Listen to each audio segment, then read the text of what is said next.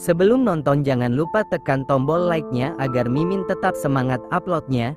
Dan jangan lupa intip keranjang jualan Mimin, siapa tahu ada yang tertarik. Selamat menonton. Kini Michela dan Satria sudah berada di villa tempat Hansara dan teman-temannya mengadakan party. Villa yang jaraknya tak jauh dari villa tempat mereka menginap. Aku ambilin minum dulu ya, ucap Hansara lalu berjalan meninggalkan Satria dan Michela yang memilih untuk di pojokan halaman belakang tempat party berlangsung. Tak lama Hansara pun datang lagi dengan membawa 2 gelas koktail di tangannya. Yang satu untuk Satria dan yang satu lagi untuk Michela. Ini Kak, ucap Hansara seraya memberikan gelas itu pada Satria dan Michela. Oh, iya kita belum kenalan, ucap Hansara yang baru ingat belum berkenalan dengan Michela. Pasti kakak ini saudari kembarnya istri Kak Rai kan? Tanya Hansara basa-basi. Tanpa perlu ditanyakan pun sudah jelas sekali Michela adalah saudari kembar istri Rai karena wajah yang sama. Michela hanya menjawab dengan anggukan kepala. Ia masih tidak suka dengan Hansara. Apalagi menurutnya pertanyaan gadis yang ada di hadapannya terlalu basa-basi sekali. Kenalin, Hansara, sepupunya Kak Satria, ucap Hansara memperkenalkan dirinya seraya menjulurkan tangannya. Uhu. Michela yang sedang menyeruput koktail yang baru diberikan Hansara langsung tersedak. Sepupu, lirih Michela. Dengan wajah polosnya Hansara menganggukkan kepalanya. Oh, aku pikir. Kenapa? Kakak pikir aku pacarnya Kak Satria ya? Todong Hansara. Satria hanya melirik seraya menyeruput koktailnya. Kak Satria gak pacaran sama cewek Kak, dia pacaran sama cowok, ejek Hansara. Uhu. Mendengar ejekan sekaligus fitnahan yang menginjak-injak harga dirinya, Satria langsung tersedak. Sembarangan aja kamu ngomong, protes Satria. Aku laki-laki tulen ya, protesnya lagi. Hehehe, becanda Kak, balas Hansara sambil cengengesan. Michela yang sempat terkejut pun langsung bernafas lega setelah tahu kalau Hansara hanya bercanda. Ya udah, aku gabung sama teman-teman aku dulu ya Kak, pamit Hansara. Hus, usir Satria. 1 jam berlalu. 1 jam hanya melihat sekelompok mahasiswa ketawa ketiwi, bernyanyi dan memainkan game yang tidak jelas. Lama-lama Satria pun merasa bosan. Kamu bosan gak di sini? Tanya Satria pada Michela yang sepertinya menyukai aktivitas yang dilakukan Hansara dan teman-temannya. Gak sih, mereka seru, aku jadi pengen ikutan main, jawab Michela. Satria menghela nafasnya kasar. Ingin sekali ia mengajak Michela pulang, tapi Michela ternyata menyukai suasana heboh Hansara dan teman-temannya. Tapi kalau pulang sendiri ke villa, ia takut sial karena harus mendengar suara-suara goib dari kamar Rai dan Misea. Aku ke toilet dulu kalau gitu, pamit Satria. Ia tidak benar-benar ke toilet, ia hanya ingin berkeliling melihat-lihat ke sekeliling villa. Michela menganggukkan kepalanya. Satria pun beranjak dari tempat duduknya lalu berjalan meninggalkan tempat party. Satria terus berjalan sambil melihat-lihat sekeliling villa, sekedar untuk menghilangkan rasa bosannya. Sampai akhirnya ia berhenti karena melihat ada 2 orang pria yang sangat mencurigakan baginya. Satria bersembunyi di balik tembok dan mengendap-endap mendekati 2 orang itu. Pria A, ini barang asli kan? Pria B, beneran. Lu buktiin aja nanti sendiri. Kalau gak mempan, duit lo kembali 10 kali lipat. Pria A, oke. Awas aja lu ya kalau sampai palsu. Gue udah 3 kali soalnya dapat yang palsu, Begitulah percakapan yang Satria dengar dari balik tembok. Si pria A pun mengeluarkan beberapa lembar uang lalu memberikannya pada si pria B. Setelah memberikan uang pada si pria B, si pria A pun pergi dari tempat itu dan berjalan menuju lokasi party, sedangkan si pria B pergi ke arah yang berlawanan. Bungkusan apa tadi itu? Apa jangan-jangan bungkusan tadi nar asteris koba? Gumam Satria bertanya-tanya dalam hati. Gawat kalau memang iya. Aku harus menyelamatkan Hansara. Gumam Satria lagi. Satria pun mengekori si pria A itu. Ternyata si pria itu tidak langsung ke lokasi tempat Hansara dan teman-temannya yang lain berkumpul. Si pria itu malah pergi ke dapur dan menuangkan bubuk yang ada di dalam bungkusan yang tadi diberikan si pria B ke dalam satu gelas koktail. Lalu keluar dari dapur dengan membawa 2 gelas koktail. Satria yang melihat itu, seketika langsung memahami bubuk apa yang dimasukkan ke dalam koktail itu. Itu bukan bubuk narkoboy melainkan. Cih, berarti itu obat perangsang. Deci Satria yang sangat paham. Tapi untuk siapa obat perangsang itu? Gumam Satria lagi bertanya-tanya. Takut kalau koktail yang berisi obat perangsang itu untuk Hansara, Satria kembali mengekori si pria A tadi yang sudah berjalan lebih dulu ke lokasi party. Dan benar saja ketakutan Satria itu. Karena ternyata koktail yang sudah dimasukkan obat perangsang itu diberikan pada Hansara. Tak ingin sampai Hansara menenggak koktail pemberian si pria A, Satria pun berlari menghampiri Hansara. Dengan nafas yang terengah-engah, Satria langsung mengambil gelas koktail yang ada di tangan Hansara. Dengan sekali tenggak, koktail yang ada dalam gelas pun sudah pindah ke tenggorokan Satria. Bodoh, kenapa malah aku minum? Pekik Satria dalam hati. Padahal niatnya ingin membuang koktail itu ke pasir pantai, tapi gerakan heroiknya malah membuat ia menenggak koktail itu. Mata si pria itu membulat saat melihat koktail yang sudah ia masukkan obat perangsang di tenggak pria yang tidak dikenalnya.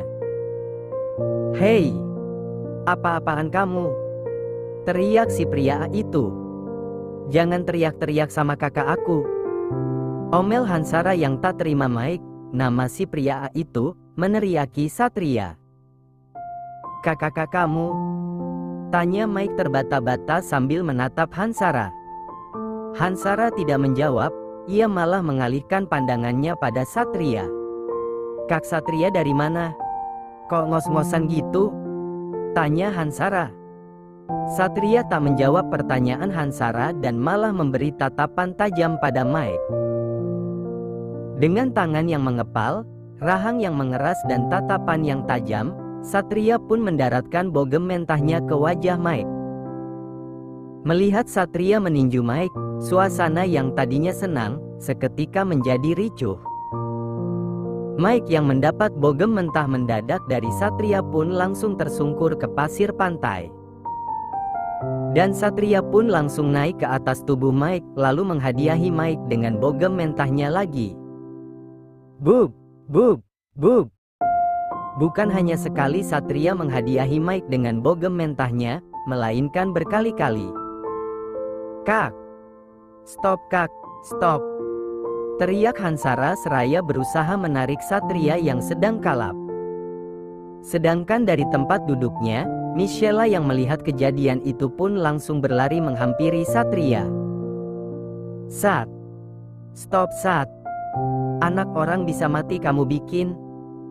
Teriak Michela seraya membantu Hansara menarik Satria. Tapi tenaga Michela dan Hansara tidak mampu menarik Satria yang sudah kalap. Hei kalian! Kenapa malah bengong? Sini bantuin!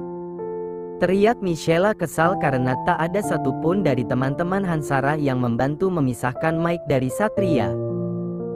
Setelah diteriaki Michela, akhirnya beberapa orang laki-laki yang ada di situ mendekat. Sebagian ada yang menarik tubuh Satria dan sebagian lagi menarik tubuh Mike. Dasar laki-laki brengsek, teriak Satria mengumpat Mike. Kakak kenapa sih? Kok tiba-tiba ngamuk-ngamuk? Tanya Hansara. Satria menoleh ke arah Hansara. Kamu, ikut kakak. Jangan di tempat ini lagi. Ucap Satria dengan tatapan dan nada suara yang mengintimidasi Hansara. Tapi kak, gak ada tapi-tapian. Ayo. Satria langsung menarik tangan Hansara. Namun baru beberapa langkah, Satria menghentikan langkah kakinya. Sel, bawa Sarah pulang duluan ke villa.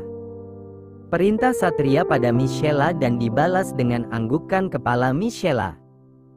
Michela pun menggiring Hansara berjalan menuju villa, sedangkan Satria, ia kembali menghampiri Mike. Kau, berani kau melakukan cara murahan seperti yang ingin kau lakukan pada adikku tadi? Aku pastikan nyawamu melayang di tanganku. Ancam Satria. Setelah mengancam Mike, Satria pun berjalan menyusul Michela dan Hansara yang sudah mau sampai di villa mereka. Kini Satria, Michela dan Hansara sudah berada dalam villa mereka. Kak Satria kenapa sih? Kok tiba-tiba mukulin temen aku kayak gitu? Kak Satria mabuk? Tanya Hansara dengan nada yang meninggi. Satria yang sedang duduk di sofa hanya diam. Tapi nafasnya terlihat sudah ngos-ngosan, wajahnya juga sudah sangat merah. Kak Satria, teriak Hansara semakin kesal karena Satria tidak menjawab. Dari lantai atas, Rai yang baru mau meninabobokan, Misea pun merasa terganggu dengan keributan yang ada di lantai bawah. Gara-gara suara ribut-ribut itu, Misea yang sedang memejamkan matanya karena sedang disugesti Rai langsung membuka matanya. His, ada apa sih ribut-ribut? Mengganggu sekali, tidak tahu apa aku sedang buka praktek terapi. Geram Rai dalam hati. Ada apa di bawah? Ayo kita lihat.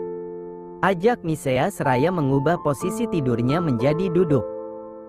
Gak usah.